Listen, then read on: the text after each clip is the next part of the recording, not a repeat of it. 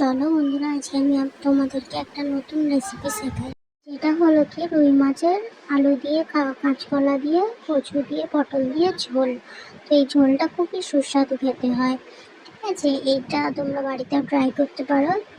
তো এটার জন্য আমরা মাছটাকে ভালো করে ধুয়ে নিয়েছিলাম। ধুয়ে নিয়ে হলুদ দিয়ে ম্যারিনেট করে নেবো। হাত দিয়ে ভালো করে ম্যারিনেট করবো, কারণ হাত দিয়ে ম্যারিনেট করলে বেশি ভালো লাগে। আমরা তো মাছ হাত দিয়ে ম্যারিনেট সবাই করে থাকি।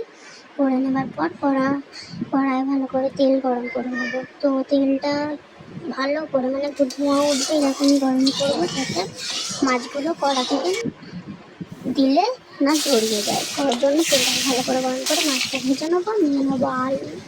নিয়ে নেবো কাঁচকলা, কচু, আলু, পটল, পেঁয়াজ, কাঁচা লঙ্কা, টমেটো আর গোটা শুকনো গরম মশলা, একটু জিরে ও শুকনো লঙ্কা তেজপাতা, এগুলো নিয়ে নেবো। দিয়ে মাছটাকে এবার ভালো করে ভেজে নেবো, কড়া লাল লাল করে। খুবই লাল লাল একটু কড়া করে ভাজবে, তো এতে খেতে একটু আরও একটু ভালো লাগবে। লাল লাল করে দেখতেই পাচ্ছি কিরকম লাল লাল ভেজেছি আমি।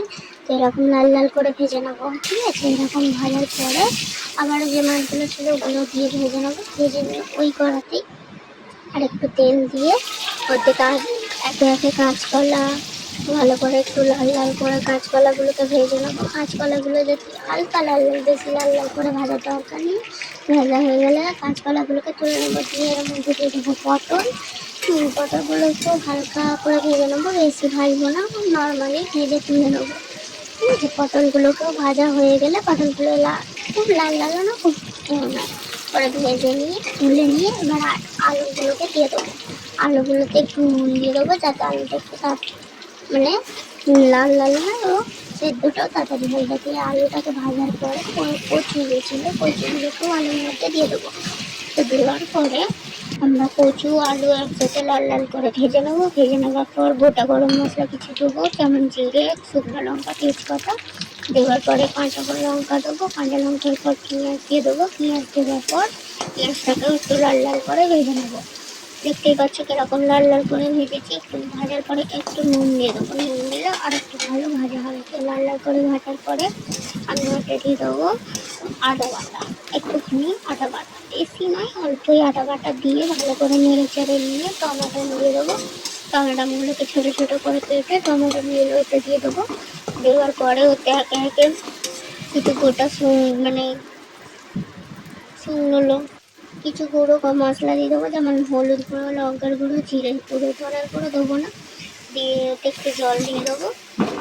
দেওয়ার পরে আমি আর নুন দিইনি, কিন্তু নুন আমি আগেই দিয়ে দিয়েছিলাম। দেওয়ার পরে এবার এইগুলোকে ভালো করে একটু কষিয়ে নেবো একটু জল দিয়ে, যাতে তো এগুলো না পুড়ে যায় মশলাগুলো।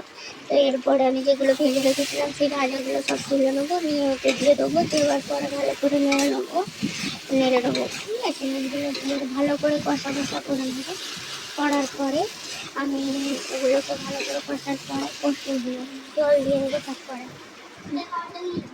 এবার এই যে জল দিয়ে দিলাম, একটু বেশি করে জল দেবো, যাতে আলু সব সবজিগুলো ডুবে থাকে। দেওয়ার পরে মাছগুলো ভালো করে চারিদিক দিয়ে মাছগুলো দিয়ে দেবো। ঠিক আছে, ভালো করে মাছগুলো দেওয়ার পরে আমি আরেকটু জল দিয়ে ওটা চাপা দিয়ে রেখে দেবো। ঠিক আছে, জল দিয়ে চাপা দিয়ে রেখে দেওয়ার পরে আমি এবার চাপা দিয়ে রেখে দেবো, দিয়ে ফুটতে দিয়ে দেবো। তো যদি আমার এই ভিডিওটা আপনাদের ভালো লাগে তো লাইক করবেন, কমেন্ট করবেন, শেয়ারও করে দেবেন।